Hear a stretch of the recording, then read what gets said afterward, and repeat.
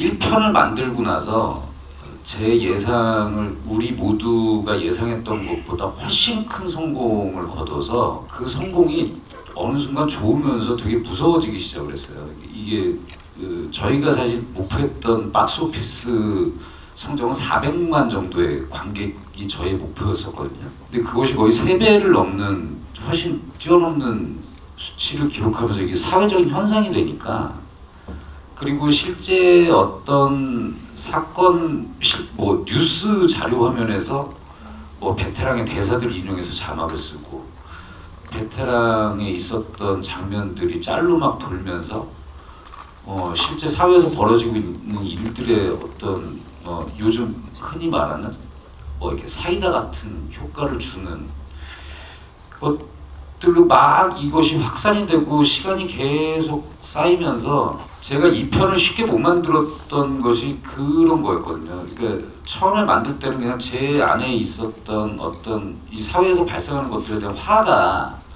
영화에서라도 내가 이걸 복수를 해서 막 통쾌하게 해결해봐야지 했는데, 실제 사실 영화를 만들고 나서 그 영화는 대한민국에서 대통령을 투표해서 뽑는 숫자보다 많은 숫자가 이 영화를 보고 재밌다고 했지만 실제 그런 일들은 계속 반복해서 벌어지고 있거든요.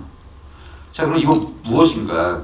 우리가 한번 체했을 때 뭐 사이다 마셔서 트림 한번 뭐 해서 이게 채기가 사라지면 좋은데, 이 채기가 가라앉지 않았는데 또 사이다를 마시면 이게 위만 버리는 거잖아요.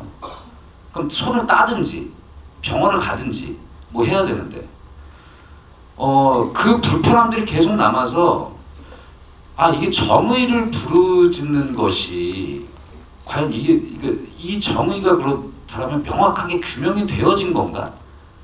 우리는 다 각자의 정의 안에서, 지금 미국 대선만 보더라도 해리스의 정의가 있고 트럼프의 정의가 있잖아요.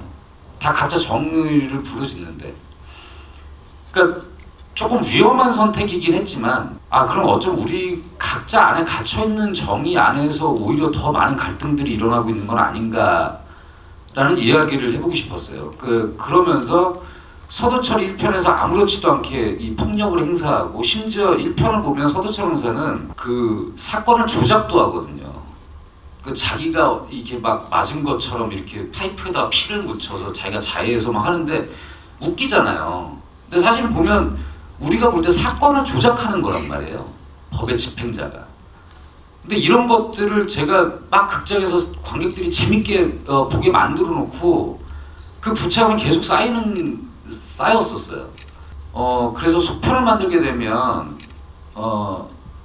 조금 더 달라야 되겠다. 그러니까 이 서도철이 어떻게 해서든 성장하는 모습까지를 도달을 해야, 오히려 그러니까 박선우, 해치라는 역할은 이 서도철을 성장시킬 수 있는 동력으로서 작용을 시키고, 그래서 마지막에 저에게 되게 중요했던 것은 서도철이 수갑을 채우면서, 그러니까 조서로 네가 왜 그랬는지를 증명을 하겠다라고 얘기를 하잖아요. 저한테 그 순간이 되게 중요했고, 그러니까 원칙을 지키는 전문가의 모습, 그리고 마지막에 다음 세대에게 사과할 줄 아는 어른의 모습이 그러니까 저 개인적으로 만든 사람으로서 되게 중요했어요. 그러니까 그런 사람들이 얼마나 귀한가라는 것에 대해서 우리 모두 다 원칙에 대해서 얘기하고 하지만 그것을 못 지키는 것을 너무 많이 보잖아요.